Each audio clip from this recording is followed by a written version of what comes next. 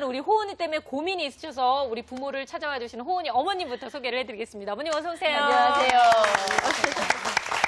아니 근데 어머님의 모습을 봐도 어머니 자체도 굉장히 지금 마르셨거든요. 저는 둘째 낳고 뺐어요. 돼지라고 집에서 놀려가지고. 누가요? 정말요? 신랑이랑 호은이가 돼지라고 자꾸 집에서 엄마 혼자만 돼지라고. 그냥 어머님만 뵙기에는 혹시 어머님께서 다이어트를 하느라고 호은이도 안 챙겨 먹이신 건 아닌가? 잘 줬어요. 엄청 잘 주고 하는데 안 먹어서 먹다가 나가고 놀러 나가고 네. 계속 그래서. 네, 아까 식탁 보고 깜짝 놀란 게 이만한 통이 있길래 어머니 저게 뭐예요? 그랬더니 그게 콩나물이에요. 콩나물 좋아하니까 하나 좋아하는 거 냅두고 안 네. 좋아하는 고기 씹는 거 냅두면 콩나물만 계속 찝어 먹으니까 예. 약간 안 준다고.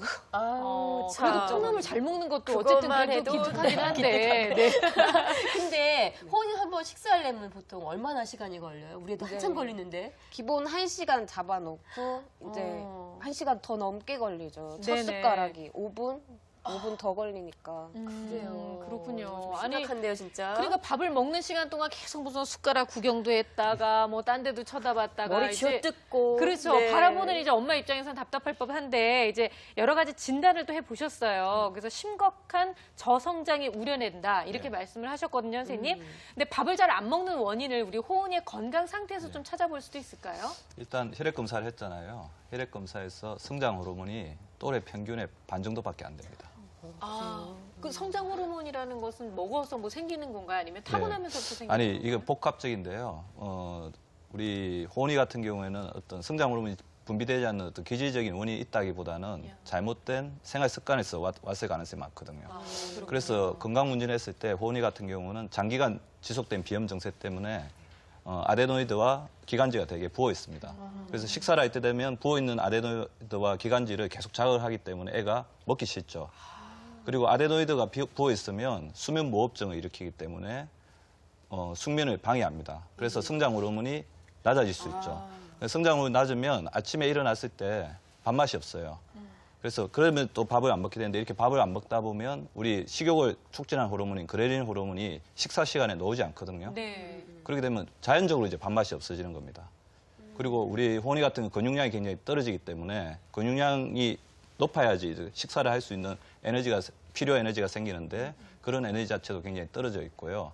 그럼 기관지가 약하다 보니까 감기에 자주 걸리죠. 네. 감기에 자주 걸리다 보면 아무래도 이제 어렵게 잡아놓았던 우리 식습관을 이렇게 해칠 수 있는 그런 문제들이 됩니다. 그러니까 한 가지 요인이 아니라 여러 가지 요인들이 그냥 악순환으로 계속 그냥 돌고 도는 거네요. 네, 참 복합적인데 네. 아까 잠깐 어머니 인터뷰 보면서 궁금했던 게 3살 무렵에 김을 이제 안 주기 시작하면서 밥하고 좀 멀어진 것 같다 말씀하셨는데 그 이유가 콜레스테롤 수치가 영유아 높다고요? 검진을 했더니 예. 또래에 비해서 콜레스테롤이 높대요. 3살짜리 남자아이가 그 선생님 저 언뜻 이해가 안 갔거든요. 예, 그게 이제 전형적으로 이제 빈대 잡으려다가 초과상관을 이제 놓친 건데요. 아, 아마 네. 호은이가 그 당시에 굉장히 이제 먹는 애착의 대상을 먹는 걸로 옮겨가고 있는 시기인데 네. 자기가 좋아하는 음식을 이제 뺐다 보니까 아이가 이제 입맛이 흐트러지게 된 거죠.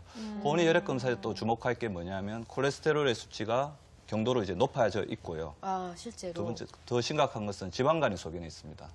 그건 왜 그럴까요? 근데 뭐 특별히 먹는 것도 아닌데 그러니까 콜레스테롤은 왜 높은 거고? 이게 네. 전체적으로 이렇게 어떤 신체 구성 자체가 건강하지 못한 쪽으로 간 건데요. 네. 어머니가 이제 애가 하도 안 먹으니까 이제 이거를 보상적으로 먹이기 위해서 간식 같은 거, 과자나 아이스크림 같은 거를 장려를 하고 이제 몸에 좋지 않은 음식이라 자꾸 먹게 만드니까 뭐라도 먹게 해야 되니까. 반동적으로 이제 우리 영양소의 불균형이 오고 우리 몸에서 그걸 제대로 해소를 못 시키다 보니까 지방간이나 콜레스테롤 저하 등이 오고 이런 것들이 아까 말씀드렸던 성장 호르몬을 만들 수 있는 필수적인 영양소의 결핍을 가져오기 때문에 성장 호르몬 저하라는 굉장히 앞으로 이제 아이 인생에서 중대한 어떤 영향을 미칠 수 있는 검사 결과를 낳는 거죠. 좀 심각한데요. 그러니까 일단 네. 이제 몸의 상태에서도 균형이 좀 깨져 있는 상태인데 어머니께서 그래도 더 적극적으로 더 먹어라 하지 못하는 이유가 호은이가 그렇게 배가 아프다 소리를 자주 한대요.